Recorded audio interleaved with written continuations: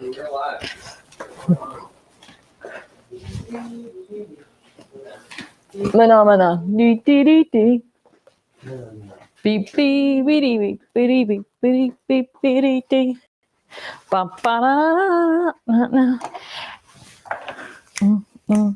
All right, do we have some eyeballs? You got a couple eyeballs. No messages yet, though. Good morning, everybody. If you are here and you can hear me and you can see me, if you can give us a thumbs up or a little love heart or something so that we know that you are with us, that will be amazing. And that everybody can see and hear me. London's giving me the thumbs up on some things. So we're on a few minutes early today because, I'm not going to put that back there because I'll spill it. I'm going to put it back here. We're on a few minutes early today because we've had some technical difficulties last week. And I just wanted to make sure that everything was fine by start. But I also thought it would give me an opportunity to talk to you real quickly about the paper cart, which is available today on our website and on HSN. So full disclosure, the HSN package is an awesome deal. So with HSN, you're going to get the cart and 5 paper handlers for $89.95 today, which is a smoking deal. The paper handlers themselves are $9 a piece. They've been out of stock for a while. So you're getting the cart and the paper handlers, 5 paper handlers and the cart for $89.95. If you don't need, and then you can add the top, you can add the apron, you can add the magnetic design tool. All of those are available on HSN as additional accessories for your cart. So I think London's kind of zooming in there to show you what those carts look like that are down in front of my table this morning. But so that is a smoking deal if you need the paper handlers. If you do not need the paper handlers, then the paper cart with the top as a bundle are available on our website. And I'm sure Katie will get some links up to those things on our website as well. On our website, the magnetic design tool is not available on our website. It is on the HSN site. What is that? This is the top of the cart. So you can see the clamps on the back. So first question I get about the top piece is, will it fit the other paper cart, the older paper cart? Yes, it will. However, the other paper cart has shorter sides. So when you put this on the old paper cart, it's going to fit fine. So you're just going to have to kind of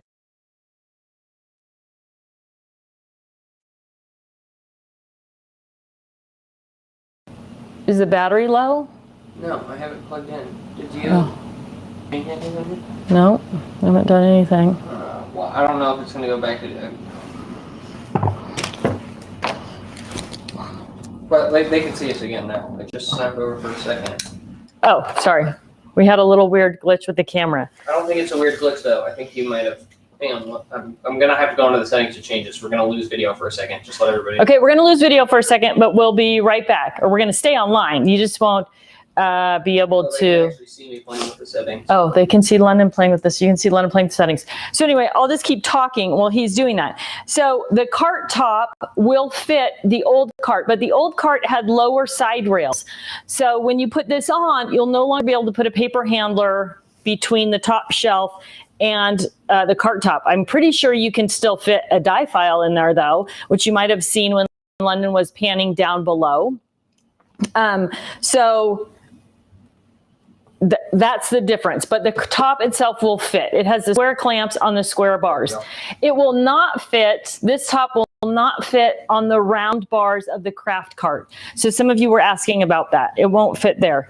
So the top, the magnetic design tool, are 2 12x12 magnetic boards. I should have one. I'll take this off. I'm going to take this off so you can see what I'm doing here. So that is, these are the magnetic design tools. It is a 12x12 mat. It is not a cutting mat, it's a magnetic mat. And what that allows you to do is to lay out your designs, whether they're 12x12 or 8.5x11, or you're making a card or whatever it is. And then it's going to come with the magnetic rulers. So especially if you're trying to line up, I'm doing this upside down, but especially if you're trying to line up a double page spread where you want the photos to line up across the page. You get the 2 rulers, you get the magnetic mats. Now, I use these little tiny high strength magnets when I'm working with this. We do not sell these, but a lot of you just have them, especially the crafty girls. They're all around our craft room. You can buy them online. And that helps hold everything. So even like your embellishments as you're putting them on there. So the magnetic mat is not available on our website. It is available on HSN, the magnetic design tool. And then, but the top will fit on the old cart and on the new cart. Okay, our website has the top and the cart together. So if you don't need the paper handlers, if you've already got paper handlers, that bundle is available on our site. If you need paper handlers and you need a cart, or you need more paper handlers and a cart, HSN has a smoking deal, $89.95 the cart and 5 paper handlers. So basically on HSN, you're paying $45 for the cart. It is a great value. Okay. Let's see. Okay, so let's get started with Get Organized Challenge number 4, Embellishment Overload. And embellishments are a thing that people really, really have challenges with because there's so many different kinds, so many different, we have stickers and we have bling and we have buttons and brads and eyelets and all that kind of stuff. And so we're going to talk about all of that stuff today. If you're new to the challenge, welcome, first of all. If you have a question and you type the word question in all caps into the feed, both London and Katie are watching that feed. Now the feed goes pretty fast, so sometimes we miss things, but and they'll try to get those questions to me so we can answer them during the challenge. If you have not put up your progress post, you are not eligible for the contest every week. So I want to encourage you to put up a progress post every week. Remember, you don't have to give us a big, long dissertation. You don't have to go through everything you did. You just have to say, hey, I worked on my blank this week. I got so much done. I'm excited about whatever I'm doing. It doesn't have to be a big deal. So you can either post that on the Facebook group or you can do it via email. Handouts this time are on, if you haven't signed up for the Get Organized Challenge email list and you're looking for the handouts, they're on the Totally Tiffany website, Get Organized Challenge from the top menu, and then Get Organized Challenge resources. That is the page where all the handouts will be posted or are posted. All right. If you haven't joined us on Facebook, I hope you'll join the Get Organized Challenge group on Facebook because all of your questions can be answered almost 24/7 with that amazing group of ladies. All right, so the winners this week, we had 2 contests going on this week. One of them was a progress post course, and one of them was for the ugliest photo. And boy, did we get a winner on that, let me tell you. Okay, so winner for progress post this week, Tawny Kelly. Tawny, your photos look awesome. Tawny has her photos organized, her digital photos organized. Her daughter did that for her, hallelujah. And then she's got her printed photos organized as well. She's got a post about what she's done and how she's done it. I'm assuming this came from Facebook. Katie could probably answer that if this was a post on Facebook, but definitely I would show you the picture. I mean, I guess I can show you the picture. London can try to zoom in on it, but I only have a black and white printer here. So this is a picture of all of her 4x6 photos organized, and she has got them in Monica buddy bags. So it looks awesome, easy on, easy off the shelf. What a great use for those Monica buddy bags. So congratulations, Tawny Kelly. You need to reach out to prizes@crafterscompanion.com and let them know you're the winner this week, and they will get you hooked up. Our second winner for the ugliest photo, also London can try to zoom in on it, but I'm not sure it's going to be that great, again, because it's black and white, is Alicia Whittington, who was dragged to an old prison with her husband as a tourist event, and she's not sure how he convinced her to go, but there's a lovely picture of an old prison toilet. Maybe this should be part of the Scared Straight program, right? Because it does not look inviting at all. So congratulations to you, both of you. Reach out to prizes@crafterscompanion.com and we will get you hooked up with your prizes this week. All right. I want to start with a message from Denise, and she posted this in the group a couple of challenges ago. I'm going to I'll see if I can't cut and paste it and repost it because it's kind of long. I don't want to read the whole thing, but the gist of the message is that Denise had taken the challenge multiple times. She's a type A personality, and every time she took the challenge, she tried to do everything, all of her paper, all her embellish, all her photo, right? Get it all done in that short amount of time. She said, I've had years of accumulating this stuff. And she said, I was like not feeling good about it because I wasn't able to get it done. And she said, finally, this last time she took the challenge, she said, I'm going to follow Tiffany's instructions. I'm going to telling me to do. I'm going to look at that as the goal of what I'm supposed to get done and know that I met the goal when I got what Tiffany is asking us to get done. And she said, I feel so much better. I'm getting done. I'm meeting the goals and I'm actually accomplishing things. I'm not getting frustrated. I'm not getting overwhelmed. And so it was her advice to other people taking the challenge to just try and follow along and do the things that are part of the challenge and not let yourself get overwhelmed, because she says, I'm so much more productive in actually getting everything done because I'm not so freaked out about getting all of it done. So it's definitely worth reading if you are, like me and like Denise, a type A personality and you want to get everything done. A lot of research has gone into the formulation of this class. It's changed and evolved considerably over the last 10 years, just about how people's brains function and what keeps people motivated and inspired to keep working through, which is why we've kind of broken things down into small steps. So if you are feeling overwhelmed or challenged, take a look at how much you're trying to get done, or how much you're thinking you need to get done. Because sometimes your brain, I mean, that first quote from the first thing is, it's not hard to decide what to do. It's hard to actually do the thing that you've decided on. And sometimes that's because we decide on too much and our brains just shut down. So stay with those small chunks and you'll really be successful and you'll feel great about what you're getting done. Another comment from Sarah Burns, previous challenge participant, also talking about purging, and she's the gal who bags things up by category and then shares them when she goes to crops and other crafting events. So if you're having trouble purging, that's been a solution for a lot of people to be like, okay, I'm done with my cruise things. I'm going to bag them all up in a Ziploc bag and I'm going to share them with somebody else who needs cruise stuff or is working on cruise stuff. And I'm sort of going to pay it forward. And then everybody gets the highest and best use out of those products that you invested in. So it's a great thing. All right, so let's get started. Our goal, we need to understand how to combine your embellishments for easy access, right? And why that's an important thing. So I want you all to think about your silverware drawer. Silverware drawer is a master of organization, right? Everything you need to set the table is right there in that one place. It's arranged in a way that it's easy for you to make the selection. 4 forks, 4 spoons, 4 knives, 2 forks, 2 spoons, 2 knives. Oh, I need steak knives. I need a serving spoon.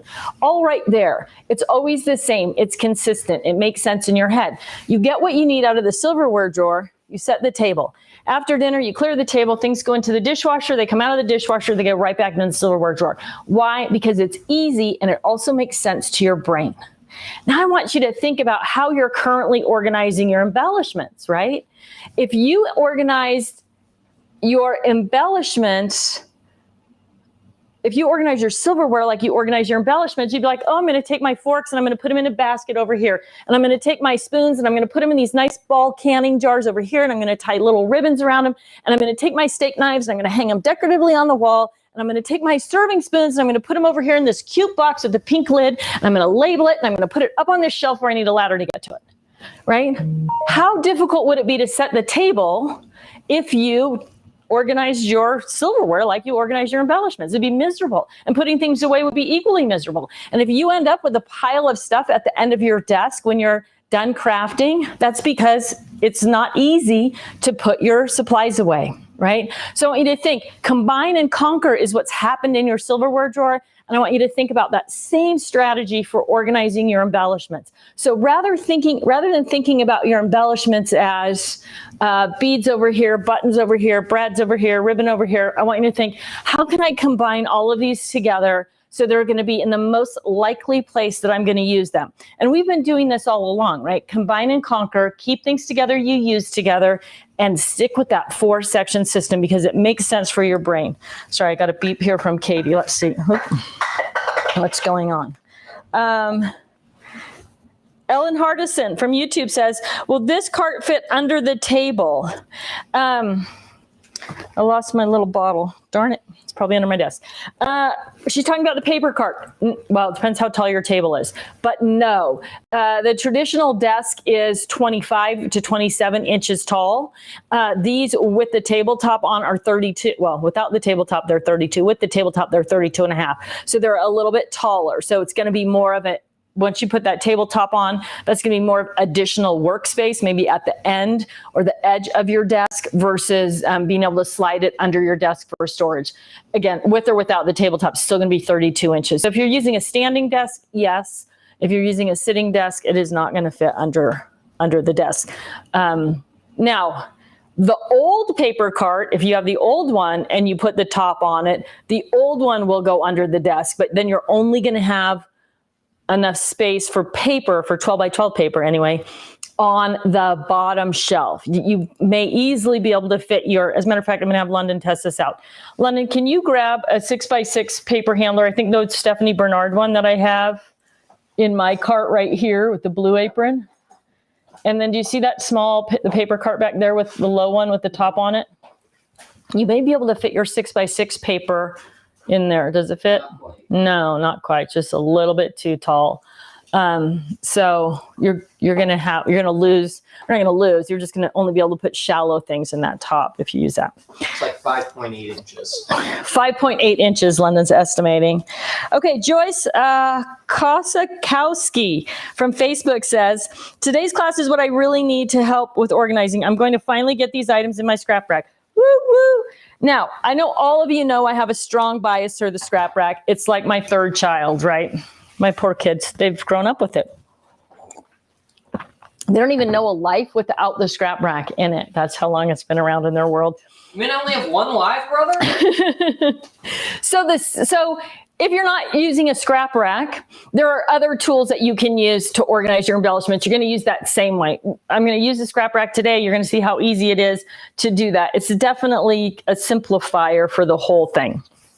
So what are we going to do? We're going to get ready. What does that mean? That means that you are going to gather those things together, right? We do that every time. That is the first step, gathering those things together. And then you're also going to need some sorting templates, which we talked about before. I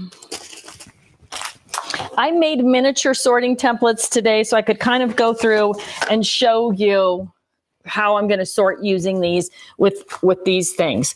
So sorting templates are preferably 18 inches across, 12 inches tall, and that's going to give you this 6-inch column to write down what you're sorting. Now, if you haven't already done your themes and sentiments list, you want to go ahead and do that because that is how you're going to design your sorting templates. So alphabets and numbers, that's section 1. Blue and green, that is the rainbow section. But here's B. This is from my themes and sentiments list. In themes and sentiments, I have beach, baby, and birthday, right? So I'm going to use this as I'm sorting through that box of stickers or all those brads or buttons or whatever I've got to sort out those categories. And I'm just going to do that by putting them out on the table or the kitchen counter. There's some really funny pictures of people doing this where a lady had a big lab and he was not interested in moving, and she just put her sorting template on him and just kept on going. So he's been sorted in. Now remember, when you're doing your rainbow, that you do have black and white, browns and neutrals, and metallics. So not part of the Roy G. Biv color wheel, but definitely something that you want to have. So you're going to use your sorting templates to get things sorted. And then, of course, you're going to have a plan about where these things are going to go when you're done sorting them. So possibly they're going to go into your scrap rack, or we'll talk about a few other options, but where are those sorted embellishments going to go? Now, remember, sorry, I feel like I'm talking a million miles a minute. Remember that the containers you choose to store your supplies in, you want things to be visible and accessible easy to get to, right? So as you're thinking about where am I going to put these things, how am I going to store them, keep that in mind. You want the least possible steps. When I first started scrapbooking, I bought, it was called the Watchmaker's Box, and they were selling them at the scrapbook shows for storing small embellishments, eyelets, bling, buttons. And what it was a small metal box with a clear lid. And when you open that clear lid, there were a dozen small round metal boxes with clear screw-off lids, and that box fit into a bigger box that held 4 of those smaller boxes. So I thought, this is so cute. This is going to be amazing for embellishment storage. I love this. And I bought 2 of them, and I went home and I filled them up. And I even labeled them so I knew it was in them. But it was such a pain in the neck to get what I wanted. So if I wanted red brads, I had to go to the brad box, and I had to open that up and take out the blues and the greens and the yellows, and there were the red and pinks at the bottom. And then I had to load everything back in, get out the one that I wanted. And then if it was actually the wrong color, then I had to reverse the process to put it away. And it was mind numbing, and it took away from the whole experience, right? I was spending more time loading and unloading, and not to mention the fact that then once you spill those brads, eyelets, or bling onto the floor, forget about it. They all belong to the vacuum at that point. So keep that in mind. Are you choosing something that's easy to get to, easy to find? One of my favorite things to do with embellishments is put them into small Ziploc bags. This is a set of embellishments. The jar that I knocked on the floor earlier was this same kind. These are like golds, different golds and metallics. And it was the same kind, the same set, that third jar. And it was all the little bling, right, from that set. Well, now look how much smaller space that takes up. So whether I'm putting this in a box or a buddy bag or my scrap rack, I've taken up way less space. It's way more accessible. And there was 2 colors or 2 styles, round and, so there were round and oval, I guess. So it takes up this much space, round and oval. And how would I know how many I had, right? And they're all mixed up in the jar. I would have to dump them out every time. So getting things into something like small Ziploc bags, these are available at all the major craft stores, usually in the jewelry section, you can get them. But it's an easy way to sort things out and then get them into a smaller, more accessible container, and also easier to dump out and easier to put away, right? Just dump them out on your workspace and then scoop them back into the bag. So it makes it really simple to do that. Someone said to me the other day, though, Ziploc bags are not that easy to open. And my mom also has arthritis, and she struggled with Ziploc bags. And really sort of the key to a Ziploc bag is not trying to open it from the top, but sliding. I don't know if you can see that. You've got it zipped closed. If you slide it, it's going to pop open, and then you're not sort of fussing with the top of the Ziploc bag. This one's a little smaller, but you can see the same thing. You're just going to slide it and it's going to pop open, as opposed to trying to find the tops of the Ziploc bags. I do love the new style of Ziploc bags that have the higher piece in the front and the lower, like higher and lower pieces. Those are really nice. So anyway, you can really consolidate down the amount of space that you need. And so these are super cute. Use them for something else. Empty out the jars, make some other crafty little flower vase or message in a bottle card or something amazing with the little jars and stuff that you have your things stored in. But this takes up a lot of space, and the accessibility is very limited, as is the visibility on those types of things. Okay, ribbon and fiber also presents a problem for people. Now, if you just have a little bit of ribbon, I'm going to suggest that you do something like this, right? If I have 3 or 4, I only have 1, actually, Halloween ribbons, I would wrap them all around this card and pop it into my Halloween section. If I'm a ribbon junkie, I'm not advocating that you unroll all of your ribbon and put it on cards, right? What am I an advocate for? Same as I've talked to you before about paper. How do you tie it back? How do you know where it is? So with ribbon, a lot of it is going to be color-based. Some of it is theme-based. So you may just say, okay, I'm going to use an Edna buddy bag, and I'm going to put, or Merle, this is actually, and I'm going to do my ribbon by rainbow. If you have all Valentine's ribbon or all Easter ribbon, you don't need, especially themed ribbon, or holiday ribbon, unless you're working on that particular theme or holiday. You don't even need it with you, right? So, but having it tied together, okay, my ribbon is organized by rainbow, and then it's organized. Most of the time, it's just holiday and rainbow with ribbon. If you're a huge ribbon junkie, get one of those big, shallow, under the bed type totes and segment it off rainbow holiday season, so that you're only going to one place and you only have one layer of ribbon, right? You don't want to be digging through a big, deep tote of ribbon. First of all, it's going to be a pain, which we already know is something that's going to prevent us from using it. And it's going to make a mess, and you're going to have that ribbon everywhere. So you could even do it in a box, right? Like in a shallow box that slides under your bed or somewhere that you can tuck it away, maybe even up on a shelf, but get it in that 4-section system.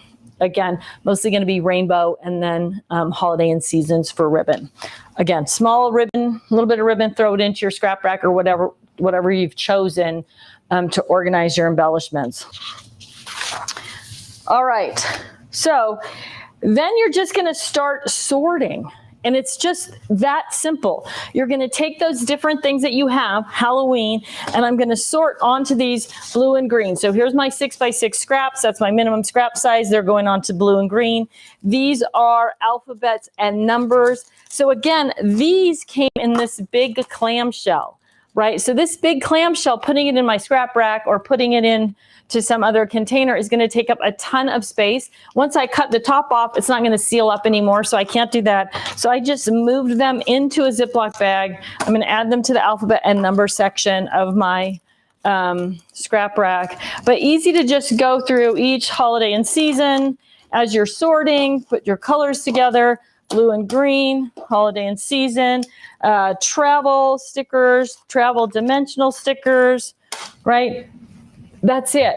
You're just going to lay out those sorting templates. You're going to work with just one box, bin, drawer, tote, one container at a time. You're going to sort, and then you're going to put it away, right? Don't make the mistake of saying, okay, I'm going to sort all of my things, because you're going to have them all over your kitchen counter, or all over your dining room table, or wherever you've decided to do the sort. And then something's going to come up and you're going to have to end up scooping them all back into the tote and starting over. So the goal is to sort one container, start to finish, and put it away. There's another reason for that. Your brain, right? Your brain loves when you complete a task. So if you sort 10 containers, but you don't get them put away, it's not the same in your head as sorting one container and putting it all the way, right? It's really important. And then you can sort the next one and the next one and the next one and just go start to finish. But how you feel about what you're accomplishing is going to have an impact on how much you get done. So now I've sorted those things. I'm just going to go to my scrap rack and I'm going to find a pocket, an empty pocket, and I'm going to take my embellishments and I'm going to add those into that empty pocket in my scrap rack. Now, if you are new to scrap rack, oh, I don't have a travel section on here. I'm missing one of my demo sections here. If you are new to the scrap rack, you don't want to put empty pages in your scrap rack. You want to wait, fill up the pockets that you've got. Pockets are all full. At that point, take your spine drawer off your scrap rack, add an empty page, and put those embellishments in. So I'm going to go here to holiday. I'm going to flip to the holiday section. And I've got some Halloween. I'm going to take those things. I'm going to find a pocket that they fit in. Now, here's another little tip for you. If you're using dimensional embellishments like these, when you put them into the pockets, you run the risk of hooking the embellishment onto the edge of the pocket or onto other embellishments that are in there. So I'm going to recommend with this type of thing that you cut the top of the packaging, because you don't need that, right? There's no reason to keep that. And then you've got those dimensional embellishments protected in that really lightweight little pocket. They're still very visible, but when you slide them into the pocket of your scrap rack, you are not going to hook them on anything. So you're going to protect those other things that are in your scrap rack as well. Now, when I first started working with the scrap rack, I didn't do that. I took everything out of the packaging because I didn't want that extra packaging. And then when I started buying dimensional embellishments, I realized, oh, that's maybe not the best way to do it. So, but you can see I'm just picking things up out of these piles. I've got some Valentine's things here. I'm going to go back to the Valentine's section and I'm just going to load them in those pockets. So just in a few minutes, I'm able to clean up that whole pile of things that I've sorted, put everything away, and have it visible and accessible for when I'm ready to craft. Now, I also brought out, and then the last little pile here that I have is rainbow. Now, the rainbow is the biggest challenge for people with embellishments because they think, oh my gosh, I have to keep my flowers separate from my bling, separate from my, buttons, brads. I want you to think about the rainbow as not so much items in it, bling, brads, flowers. I want you to think about it as a designer would think about it. They're colors and textures. So if you keep everything separate, flowers over here, bling over here, brads over here, first of all, it's very hard to remember what you have and where you've got it. Second of all, it doesn't lend itself to being more creative, using more products, and becoming a better designer. If I think to myself, oh, I'm going to use blue bling, and I go to my blue and green section, right? When I get to that blue and green section, if I say, oh, wow, I've got the bling, but I've also got flowers, and I've got tiles, and I've got ribbon, all these things, I've got maybe some magic mesh, all this stuff that I know how to use, but I haven't been using because I couldn't see it. That is the biggest value to putting all of your embellishments together in the rainbow. And it's a challenge for people. It's hard to get our brains around it because it's not the common way to think. The common way to think is, I'm going to put brads over here, buttons over here, beads over here. But then you have to rely on your memory. For those of you who are watching that are in your 30s and possibly don't have any children, your memory is going to be gone, right? Like once you get older, remembering that kind of stuff. I don't know. I think as you get older, you have so much stuff in your brain that things that you don't use that often just kind of get shoved out the other side. Okay, Carol Ann Hanley from Facebook says, what do you do if you have loads of little bits of ribbon, like 50 different ones, different sizes, different colors, but still sizes you can keep and use? Would you wind them around? Would you wind them all up and make one super reel? No. I would sort them by color or by theme, and I would try to get them into whatever I was using. So it may be, repositionable, like glue dots work great for that. Like you may take a piece of 12 by 12, a heavy piece of 12 by 12 cardstock, and take all those ribbons, if they're, I'm assuming they're shorter than 12 inches, right? And put that repositionable glue dot and then just stick them to that, throw it in your scrap rack or put it in a page protector so you can see all of those ribbons that you've got. A lot of this, which we talked about in the first class, is what kind of crafter are you and what are you willing to do? So some people enjoy the hunt, right? They want that a big tote full of ribbon pieces, and part of the joy for them is digging through that bin of things and sort of discovering what's in there, right? The hunt is really important and really fun for them. Other people, there's one end of the extreme. Other people, this end of the extreme, they want everything fast and easy and visible and quick, right? So where are you in that spectrum? Do you enjoy the hunt? Is that part of the joy for you? Is hunting the opposite of joy for you? You're going to want to get your things all lined up nice and neat and even. Now, if you have 12 inches of most ribbon, I would suggest with ribbon, same thing I suggest with paper scraps, pick a minimum size. Keeping 2 or 3 inches of ribbon, it's almost impossible to even tie a little bow with that, right? So I would recommend that same thing. Keep a minimum size. If you are keeping 12 inches of ribbon, then you can take a 3 by 5 card, maybe not even 3, maybe like 2 by 5 card, and wrap those bits of ribbon around it, slip it into your scrap rack or whatever you're using. So I didn't really talk about other options, right? You might be using buddy bags, you might be using 12 by 12 storage boxes or shoe boxes or something like that to organize in, ziploc bags, any of those things. I think I have a ziploc bag down here actually that's kind of got, so like this. So here's a 12 by 12 ziploc bag. It's got paper scraps, it's got flowers, glitter. Glitter's another thing we didn't talk about. I'll touch on that real quickly. However it is that you're storing, maybe wrapped around that little card. So think about how you are what kind of crafter you are and what your motivation is, which is always really key to being successful with the Get Organized Challenge anyway. If your goal is, I want to be able to find my things, clean up my things, add new things as quickly and easily as possible, make them visible and accessible, then you need something like this.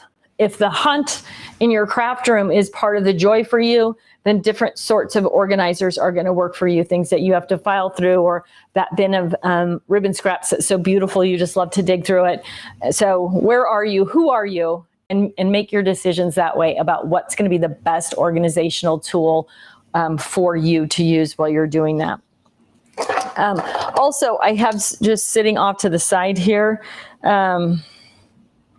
Sorry, I'm going to take a question. Betsy Hart from Facebook says, do you separate all the eyelets or keep them together with the hole maker and setter? Keep things together you use together.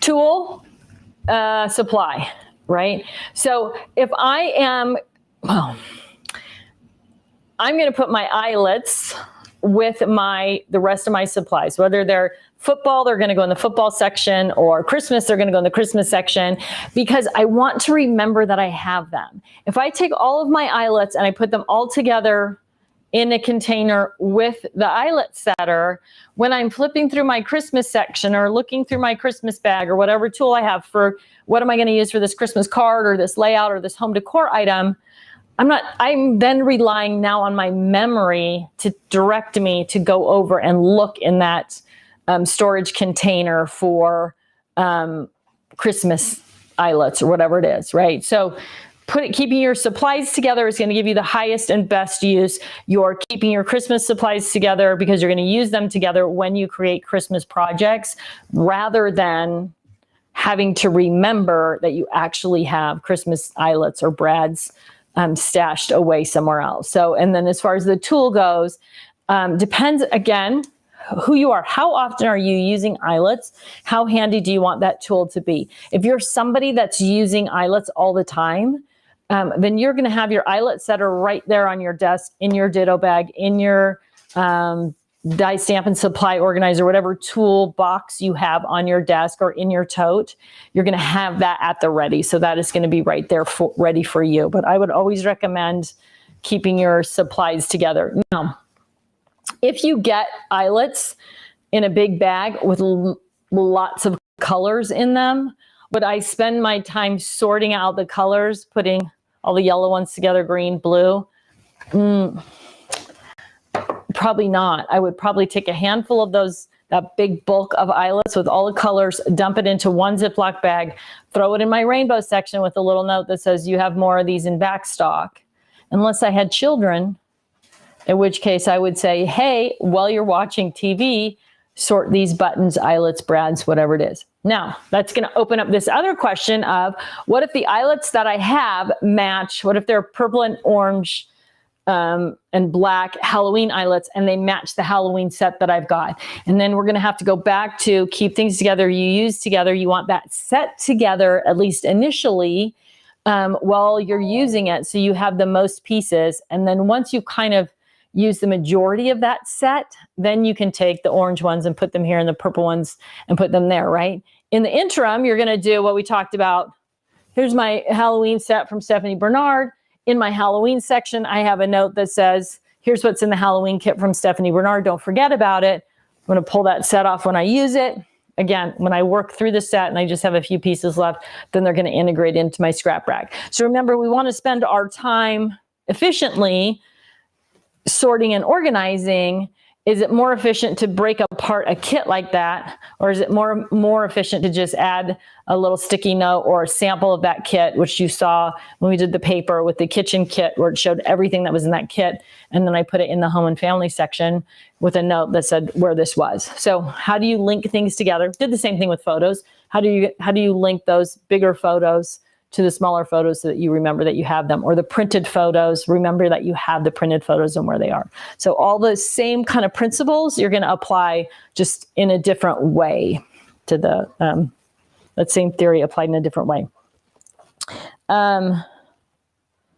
So I have this is my die stamp and supply organizer, and there is a video that I used when I had a bunch of stickers that were all different sizes, but most stickers are smaller than 6 inches tall. A lot of them are 12 by 6.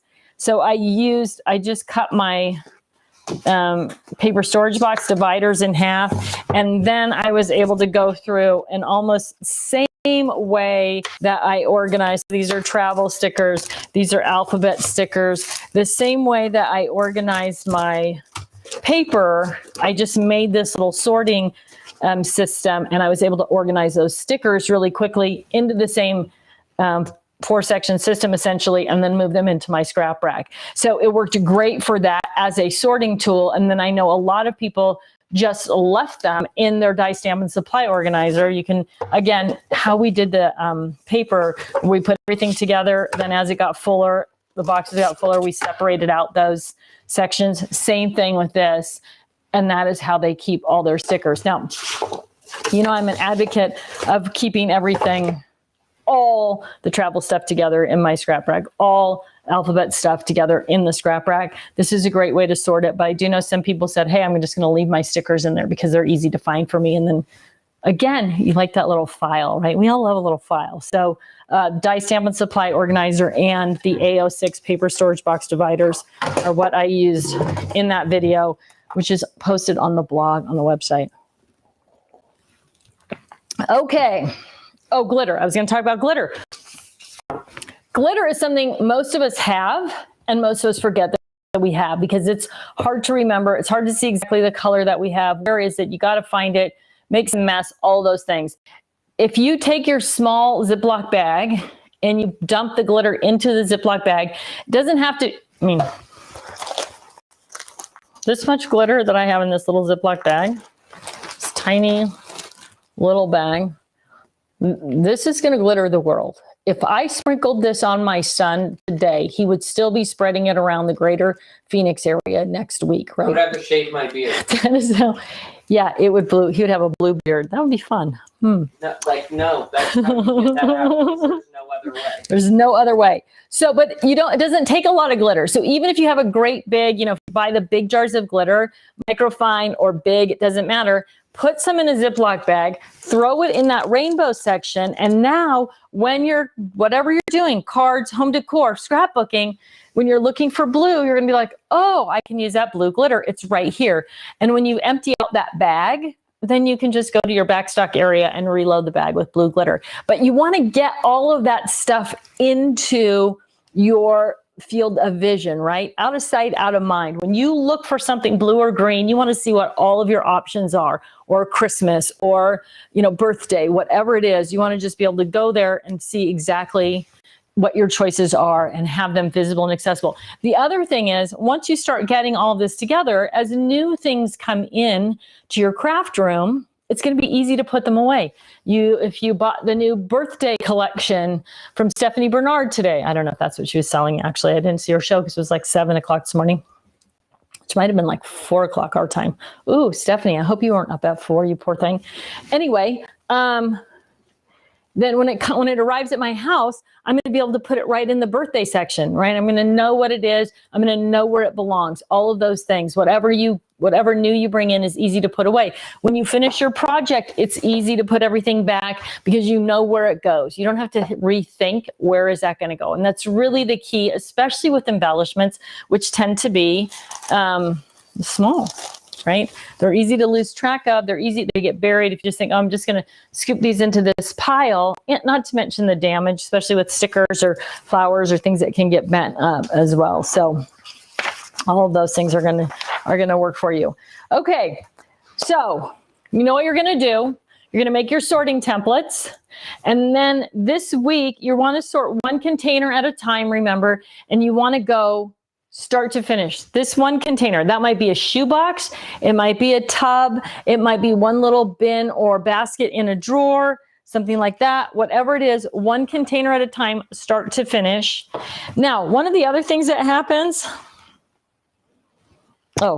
Serena on Facebook says, Tiffany, how do you store embossing powders? I'm going to come back to that, Serena, because I'm going to lose my thought on this. One of the other things that happens is as you're sorting things and you go through your stickers or whatever it is, and you've got, so I have my travel section here, and let's say I only found one thing for travel. That's it. Okay. Start your travel section. Don't just move this to a pile at the end and say, I'm going to wait to start my travel section until I find more travel things. No, what you want to do is start your travel section, even if you've only got one thing in that scrap rack section or one thing in the Ziploc bag or one thing in the pizza box, whatever you're using. Remember, the next thing you find for travel now already has a home. Otherwise, you're going to take this, you're going to say, I'm going to wait to start that. I'm going to put it in this pile over here. And then the next travel thing you find, you're just going to end up doing the same thing. So even if you find you just have one thing for that theme or category, start the theme or category. Okay, Serena says, what do you do with embossing powders? You can do the same thing that you do with glitter. Put it right into your scrap rack and or, depending on how many you have, when we talk about colors, you can also include them in your color charts and then categorize them by color. So I think color is, if it's not next week, it's the week after, and we're going to talk about inks and chalks and pens and paint and re-inkers and all of the colored pencils and all of those things that you have collected for color. And so embossing powder is kind of in the middle, whereas glitter is by itself a thing and you can use it as a thing by itself. Embossing powder then requires ink and or an embossing pen and a heat tool to work with it. So, but you might add your glitters to your color chart as well.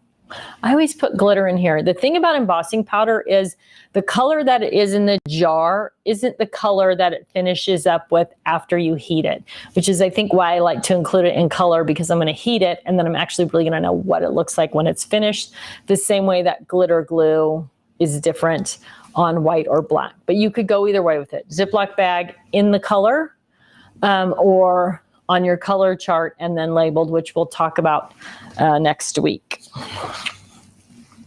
All right, so are you ready? Are you ready for your assignments for the week? I have some big pictures here that are black and white, so you can't see them. Oh, just a reminder, why are we doing a container at a time? It's all about your brain. You want to stay fired up. You want to stay focused. You want to stay inspired. You want to stay motivated. And so you're going to get that satisfaction of actually finishing something when you do a container at a time. You're also going to save yourself the heartache of spreading all this stuff out and then needing that table space or needing to clean it up for some reason and dumping it all back into a tote and having to redo it, which we talked about from in the beginning, that the effect that has on your brain isn't, oh, I ran out of time and I had to put it all back in the tote. What happens to your brain is, oh, that didn't work. I need a new system, right? So keep that in mind. A container at a time. Work in a range that you can finish in the time that you have allotted and just get it done. And you may be able to do 10 containers in that time, but go start to finish on each one and it'll work out much better for you, especially if you're using a scrap rack, because it's going to allow you to add pages as you need them. Okay, so this week's challenge, are you ready? I'm going to sort and store at least one container a day for 4 of the next 7 days. You can do more, but 1 container a day. 1 container a day, 4 out of the next 7 days. So 4 containers this week. If you do them all in one day, that's fine, but 4 is your number.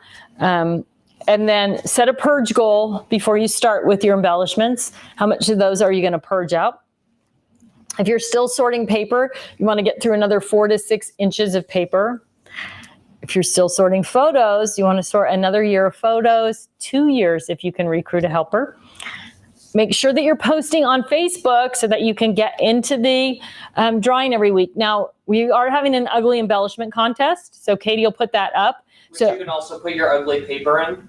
Which you can also put your ugly paper in if that's what you want to enter as your ugly embellishment, an ugly piece of paper.